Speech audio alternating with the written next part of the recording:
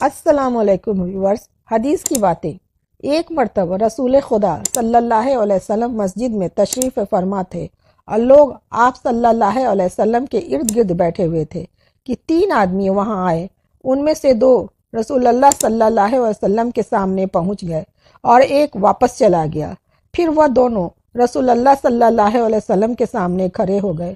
اس کے بعد ان میں سے ایک نے جب مجلس میں ایک جگہ کچھ گنجائش دیکھی تو وہاں بیٹھ گیا اور دوسرا مجلس کے پیچھے بیٹھ گیا۔ تیسرا جو تھا وہ لوٹ گیا۔ تو جب رسول اللہ صلی اللہ علیہ وسلم اپنی گفتگو سے فارغ ہوئے تو صحابہ رضی اللہ عنہم سے فرمایا، کیا میں تمہیں 3 آدمیوں کے بارے میں نہ بتاؤں؟ تو سنو، ان میں سے ایک نے اللہ سے پناہ چاہی تو اللہ نے اسے پناہ دی۔ دوسرے کو شرم آئی تو اللہ بھی اس سے شرمایا کہ اسے بھی بخش دیا۔ تیسرے شخص نے منہ موڑا تو اللہ نے بھی اس سے منہ موڑ لیا۔ صحیح بخاری حدیث نمبر 66۔ پلیز اسے زیادہ سے زیادہ شیئر کریں اور میرے چینل کو سبسکرائب کریں۔ اللہ حافظ۔